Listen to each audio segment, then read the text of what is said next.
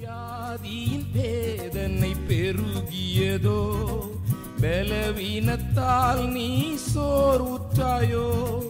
வியாதியின் வேதனை பெருகியதோ, பலவீனத்தால் நீ சோர்வுற்றாயோ.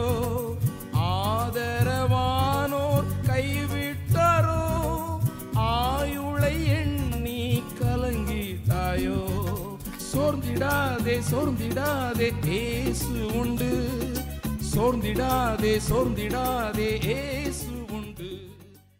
ஆண்டவராகிய இயேசு கிறிஸ்துவின் பரிசுத்தமுள்ள நாமத்திலே உங்களுக்கு வாழ்த்துக்கள். பரிசுத்த வேதாகமத்திலே ஏசாயா எழுதின தீர்க்கதரிசன புஸ்தகம் 53ஆம் அதிகாரம் 10ஆம் வசனத்திலே நாம் இப்படி வாசிக்கிறோம். கர்த்தரோ அவரை நொறுக்க சித்தமாகி அவரை பாடுகளுக்கு உட்படுத்தினார். அவருடைய ஆத்துமா தன்னை குற்ற நிவாரண பலியாக ஒப்பு கொடுக்கும் போது அவர் தமது சந்ததியை கண்டு நீடித்த நாளாயிருப்பார். கர்த்தருக்கு சித்தமானது அவர் கையினால் வாய்க்கும். விருப்பம் என்பதற்கு அர்த்தம் மனதில் உள்ள ஆசை, மன வாஞ்சை, மனதில் உள்ள விருப்பம், மனதில் உள்ள கற்பனை, இப்படிப்பட்டவைகளே. ஏசாயா தீர்க்கதரிசி சொல்கிறார், மேசியா அர்த்தம் ஆண்டவராகிய இயேசு கிறிஸ்துவின் மூலம் தேவனுடைய விருப்பம் நிறைவேறிற்று.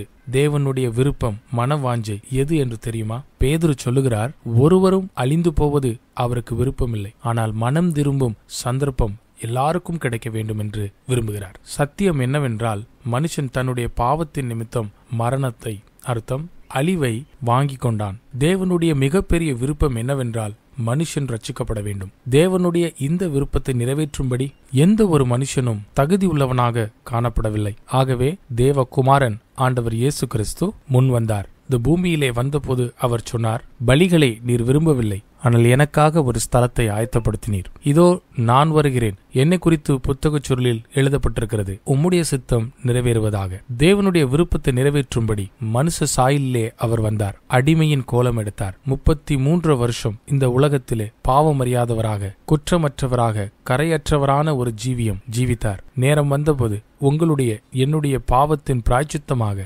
சிலுவையிலே பலியானார். 3ஆம் நாள் மரித்தோர்களிலிருந்து ஜீவனோடு எழுந்தார். இன்னும் அநேக பேர் தன்னுடைய பாவங்களிலிருந்து மனம் திரும்பி கிறிஸ்துவனுடைய மரணத்தின் மேலும் உயிர் தெழுதலின் மேலும் விசுவாசம் வைத்து நித்திய கால மரணம், அர்த்தம் நரகத்திலிருந்து விடுதலை பெற்றிருக்கிறார்கள். நித்திய ஜீவனுக்கு பங்காளிகளாக மாறியிருக்கிறார்கள். தேவனுடைய சித்தப்படி அவர்கள் பரலோகத்திலே பிரவேசிப்பார்கள். தேவனுடைய பிரசன்னத்திலே சந்தோஷத்தோடு காணப்படும்படியான சலாக்கியத்தை பெற்றிருக்கிறார்கள். இப்படியாக தேவனுடைய விருப்பம் ஆண்டவராகிய இயேசு கிறிஸ்துவின் மூலம் நிறைவேறப்பட்டிருக்கிறது.